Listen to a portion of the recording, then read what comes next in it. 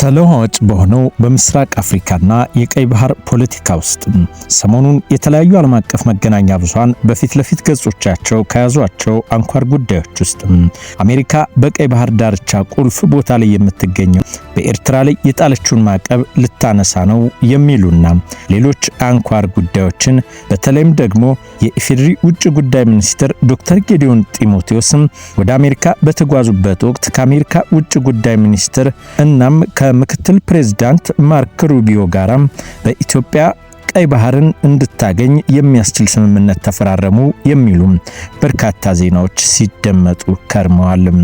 አሁን ደግሞ የተሰማው ዜና ምናልባትም ብዙዎች ያልጠበቁት ድንገት ኤርትራና ግብጽ ለብቻቸው የተፈራረሙት ስምምነት የቀይ ባህርን የበላይነት የሚያመጣ ሆኗል።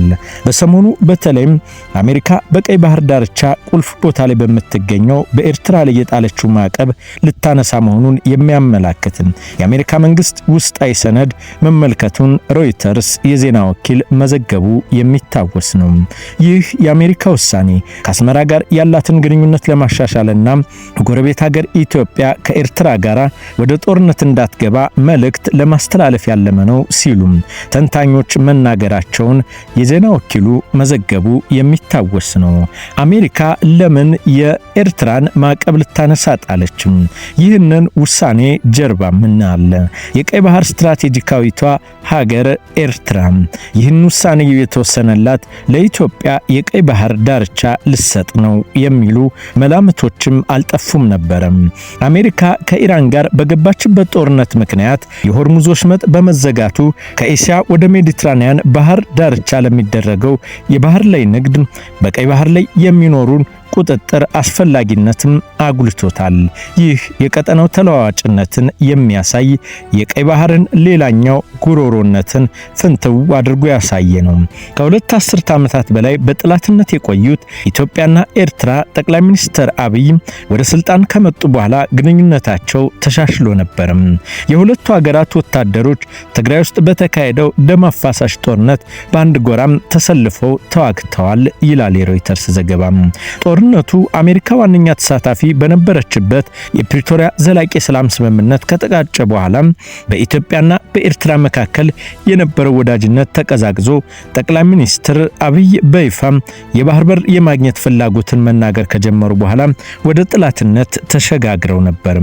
አሁን አሜሪካ በኤርትራ ላይ የጣለችውን ማዕቀብ የምታነሳ ከሆነ ኢትዮጵያ የባህር በር ለማግኘት ልትወስድ የምትችለውን የትኛውንም አይነት የኃይል እርምጃ እንደማትፈልገው መልእክት የሚያስተላልፍ መሆኑን በአፍሪካ ቀንድ ያሉ ዲፕሎማቶች መናገራቸውን ሮይተርስ በተደጋጋሚ ዘገበም። ይህንን በሚያጠናክር መልኩ ወደ ዋሽንግተን ተጉዘው ከአሜሪካ ጋር የመከላከያ ትብብር የሁለትዮሽ መዋቅራዊ ምክክር ማዕቀፍ ስምምነት የተፈራረሙት የውጭ ጉዳይ ሚኒስትር ዶክተር ጌዲዮን ጢሞቴዎስ በአሜሪካ ቆይታቸው ስለ ህዳሴ ግድብና ቀይ ባህር መናገራቸው መገለጹ ደግሞ ከሀገር ውስጥ እስከ ዓለም አቀፍ የአፍሪካን ቀንድ ሰላም ለሚፈልጉ ኢትዮጵያውያንና ኤርትራውያን ጨምሮ መልካም ዜና ነበር። የአሜሪካ ውጭ ጉዳይ ሚኒስትር ማርክ ሩቢዮ ከዶክተር ጌዲዮን ጋር በነበራቸው ውይይትም በመላው አፍሪካ ቀንድ የሚታዩ ግጭቶችን ስለመፍታትና ስለማርገብም ተነጋግረዋል። የአሜሪካ ውጭ ጉዳይ መስሪያ ቤትም የአረብና የአፍሪካ ጉዳዮች ከፍተኛ አማካሪ በኤክስ ገጻቸው ባሰፈሩ ጽሑፍ በውጭ ጉዳይ ሚኒስትሩ ዶክተር ጌዲዮን ከተመራው የኢትዮጵያ ልዑክ ጋር ስለ ቀይ ባህርና የማሪታይም ደህንነት ውይይት መደረጉን መግለጻቸውን የሚታወስ ነበር። ይህ ዜናም ለሁለቱ ሀገራት መልካም የደም መፋሰስን ያስቀረም ነበር። የብሔራዊ መረጃና ደህንነት አገልግሎት ዋና ዳይሬክተር አምባሳደር ሬድዋን ሁሴንም ካካተተው የኢትዮጵያ ልዑክ ጋር ይህ ውጤታማና ሰፊ ርዕሰ ጉዳዮች ላይ ያተኮረ ንግግር የተደረገው አሜሪካና ኢትዮጵያ የምክክር ማዕቀፍ ስምምነት በፈጸሙበት ወቅት ነው።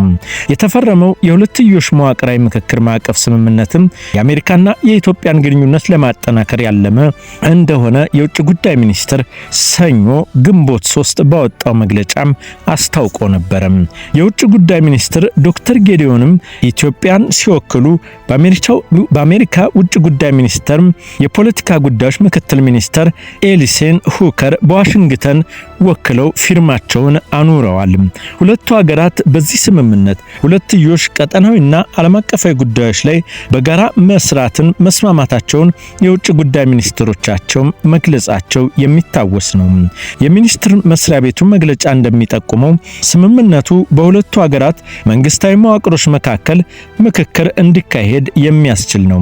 ምክክሩ በየዓመቱ አንዴ አዲስ አበባ ሌላ ጊዜም ዋሽንግተን ውስጥ እንደሚካሄድ የገለጸው የውጭ ጉዳይ ሚኒስትር የሁለቱ ሀገራት ከፍተኛ ባለስልጣናት ስብሰባውን በጋራ እንደሚመሩትም አስረድቶ ነበር። ምክክር ከሚደረግባቸው ሶስት ምሰሶች አንደኛው የመከላከያና የጸጥታ ትብብር ነው። ሁለቱ ሀገራት በእነዚህ ዙሪያ በሚደረጉ ምክክር የጸጥታ ጉዳይ ትብብርን ማጠናከርና በጋራ የደህንነት ጉዳዮች ዙሪያ ተሳትፎም ማጠናከር እንደሚመለከት ተገላጽቷል።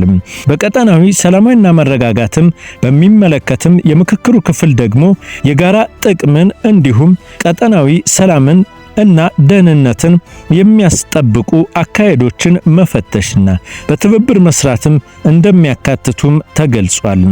በአሜሪካና ኢትዮጵያ መካከል ያለውን ኢኮኖሚያዊና የንግድ ትስስር የበለጠ ማጠናከር በሚቻልበት ጉዳይ የኢንቨስትመንትና የንግድ ማስፋትን በተመለከተም ምክክር የሚደረግ የኢኮኖሚ ብልጽግናን በተመለከተም ሰፊ ውይይትን አድርገው ነበር። የአሜሪካ ውጭ ጉዳይ ሚኒስቴር መስሪያ ቤት መግለጫም እንደሚያመላክተው ሚኒስትሩ ማርኮ ሩቢዮ ሰኞ ከጠቅላይ ሚኒስትር ዶክተር አብይ አህመድ ጋር በስልክ በተነጋገሩበት ወቅት ኢትዮጵያ ለቀጠናው ደህንነት ስላላት ሚናም በሰፊው ተነስቶ ነበር። ጠቅላይ ሚኒስትር አብይና ሩቢዮ ስለ ቀጠናዊ መረጋጋትና ጸረ ሽብር ትብብር እንዲሁም በአፍሪካ ቀንድ ለረጅም ጊዜ የደህንነት መሰረት ስለመገንባትም ተነጋግረዋል። ነገር ግን ምን ዋጋ አለው? የአሜሪካ መግለጫም የኢትዮጵያ መግለጫን አፈር የሚያበላ ውሳኔ በኤርትራና ግብጽ መካከል መደረጉ ምናልባትም በቀጠናውም ከፍተኛ የሆነ የበላይነት ያላት የአሜሪካን ውሳኔ ያስቀረው ይሆኖይ ያስባለ ክስተት ደግሞ በቀይ ባህር ዙሪያ ተሰማም።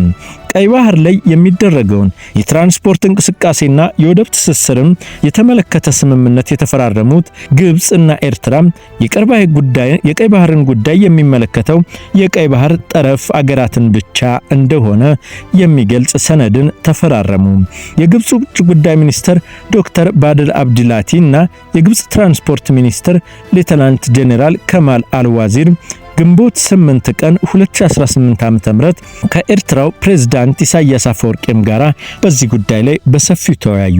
የግብጽ ውጭ ጉዳይ ሚኒስትር ዶክተር ባድር አብዲላቲም የቀይ ባህር አስተዳደርና የደህንነት ጉዳይ ዋነኛ የሚመለከተው የቀይ ባህር አጎራባች ሀገራትን ነው ማለታቸውን መስሪያ ቤታቸው አስታወቀም።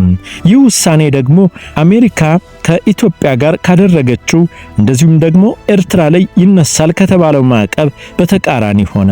ቀይ ባህርን ከሚያዋስኑ ባህር ዳርቻ ሀገራት ብሔራዊ ደህንነት ጋር ቀጥተኛ ትስስር እንዳለው በመጥቀስም የቀይ ባህር አጎራባች ያልሆነ አካል አሉ ኢትዮጵያን ለማለት ነው።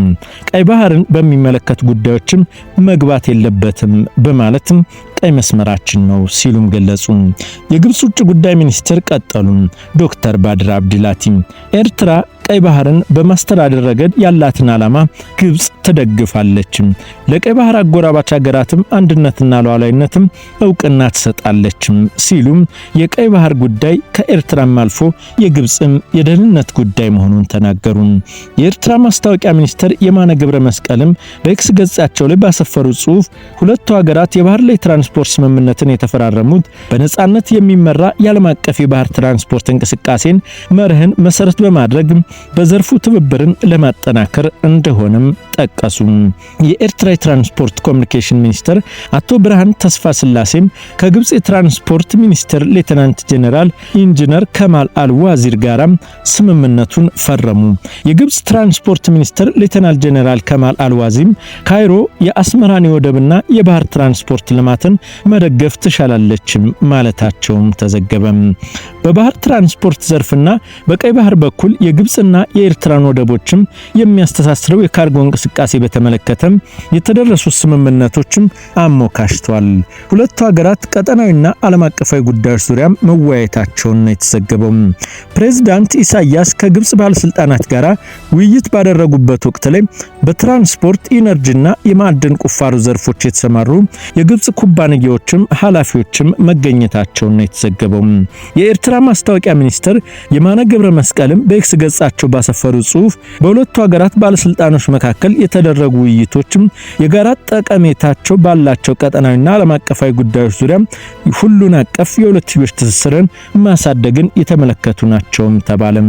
ፕሬዝዳንት ኢሳያስ በኤርትራና ግብጽ መካከል ሁሉን አቀፍ ትስስር ማጠናከር ለሁለቱ ሀገራት ዜጎች የጋራ ጥቅም የሚያስከብር መሆኑንም አስምረውበት መናገራቸው ደግሞ ወትሮም ቢሆን ከአሜሪካ ጋር ሆድና ጀርባ የሆነችውን ኤርትራ ይህ ማዕቀብ ይነሳል የሚለውን የአሜሪካን እርምጃ ወደ ውሃ የሚመልስ ውሃ ውስጥ የሚያቀዘቅዝም ውሳኔ ሆነም።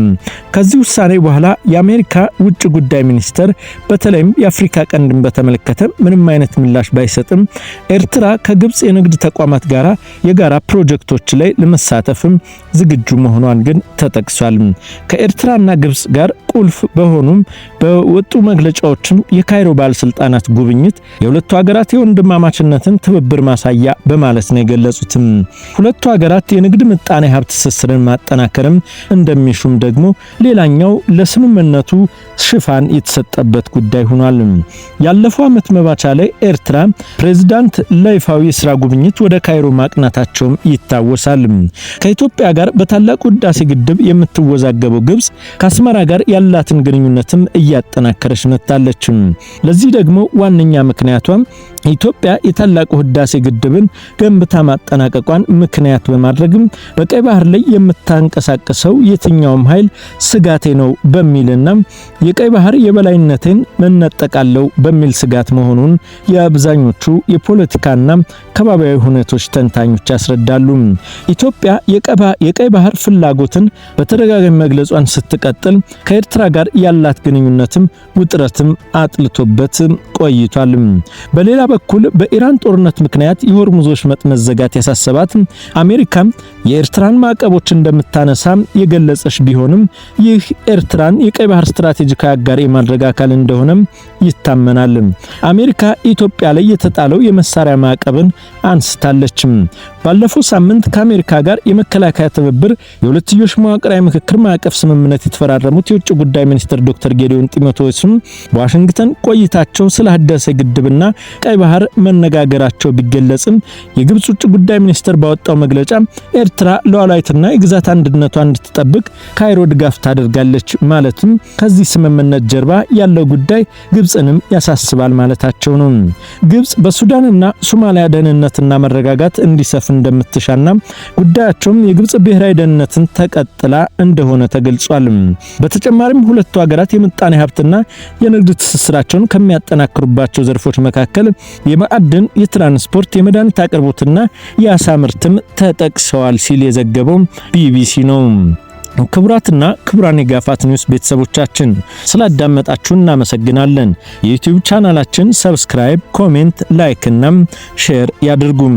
በድጋሚ እናመሰግናለን።